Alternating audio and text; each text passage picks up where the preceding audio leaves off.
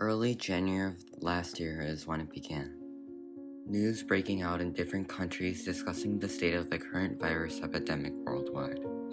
Beginning as a near unfathomable concept to many, it was far too quickly realized that we must adapt to new lifestyles as a result of the high infectious rates. From there, our bustling and globalized world had essentially halted. Workplaces and schools were both shut down. Traveling became a distant dream. And as time passed slowly throughout the year until today, we have still been unable to completely eliminate the virus. Of course, there were ups and downs during my time in the COVID epidemic. It would feel as if the virus had passed at times, and soon reality would strike, and everyone would soon be at home. For almost a year has this continued. In a general statement, it's become our normal, and nearly everyone around the world has learned to adapt in a different lifestyle compatible during quarantine. This segues into the discussion of my personal experiences in this isolated reality. How I as a student went through quarantine while also being productive. How I was able to solidify a routine from early morning to late night independently. My daily quarantine routine.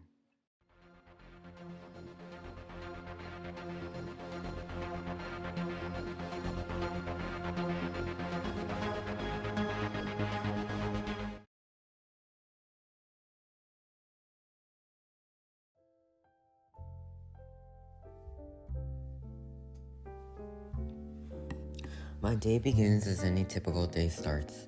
The difficult and grueling experience of leaving my comfortable bed. Inevitably, staying home has really affected how I prepare myself for school, whether it was based on the time I wake up, or in a separate case, my daily morning routine. However, I must admit throughout times in COVID, my morning lifestyle has changed and varied between months to even today, with days beginning productively contrasting to mornings beginning at 7:50. With the main factor relying on the fact that I was able to attend school in the comfort of my home, which unconsciously affected my productivity in the morning. Nonetheless, every morning I take an effort to wake up to properly prepare myself for classes, as well as have some time to plan my day ahead and be able to make personal time. For example, this could be done through preparing my choice of clothing for the day, as well as making my bed. After I finish all tasks needed to complete what I view a productive morning, I go downstairs to have some breakfast, essential before entering my first class of the day, and begin school.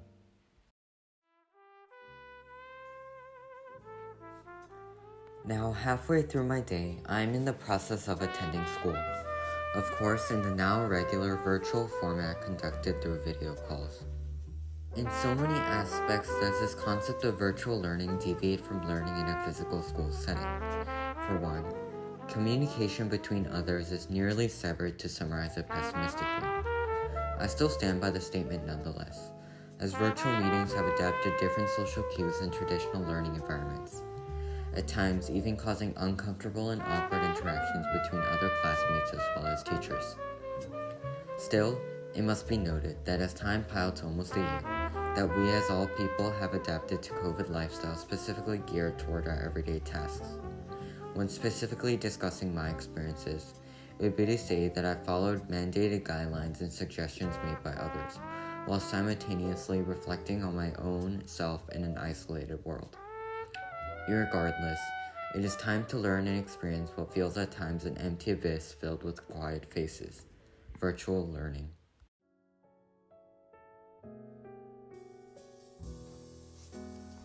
Finally, evening rolls in. By now, school has finished a few hours past, and I take time to wrap and complete tasks given, such as homework, advisably early, as by this point I've had dinner as well as showered to allow for independent time. I spend it through working on schoolwork, or at times when I'm free, watching a film or reading a novel, relaxing in joy. Some days, although I'm guilty to confess, I spontaneously make the decision to waste my time, endlessly scrolling through social media or news, desperate to find information and/or entertainment which I find intriguing. As the past year has been hectic for both the media as well as daily lives of regular individuals, I find that I spend more time skimming through news than ever before. When reflecting upon this behavior of mine, I believe it's most responsible for the fact that I wish to find positive reports, discussing some progression made in the elimination of the virus. These thoughts lead to further statements that ring through me repeatedly, that our world has changed.